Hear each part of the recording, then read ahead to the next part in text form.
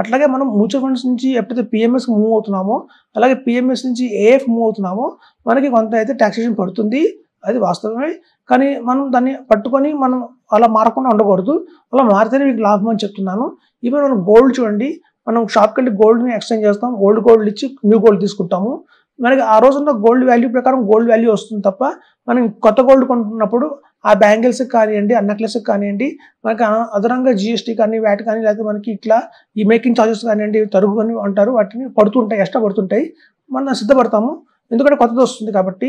So మనకి ఎప్పుడైనా సరే చూడండి, ఒక మ్యూచువల్ ఫండ్స్ నుంచి షిఫ్ట్ అవుతున్నా కానివ్వండి, అలాగే పిఎంఎస్ నుంచి ఏఎఫ్ షిఫ్ట్ అవుతున్నా కానివ్వండి, కొంత ట్యాక్సేషన్ అయితే పడుతుంది, అది మనం బేర్ చేయాలండి.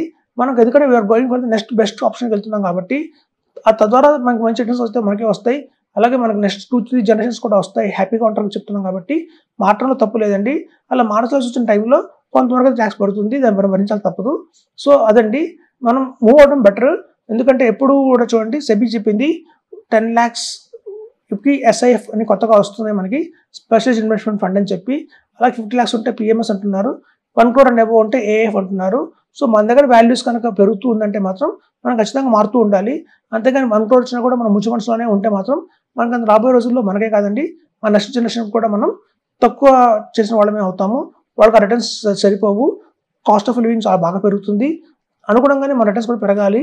మన ఫైనాన్షియల్ ప్లానింగ్ అనేది మారుతూ ఉండాలి, టైం టు టైం మార్చుకోవాలి, మనం నెక్స్ట్ లెవెల్కి వెళ్తూ ఉండాలి. సో కాబట్టి మ్యూచువల్ ఫండ్స్ నుంచి ఎస్ఐఎఫ్ మారండి, ఎస్ఐఎఫ్ నుంచి పిఎంఎస్ నుంచి ఏఎఫ్కి మారండి. అలా మారితేనే మీకు మంచి లాభం జరుగుతుందని చెప్తున్నాను. Thank you.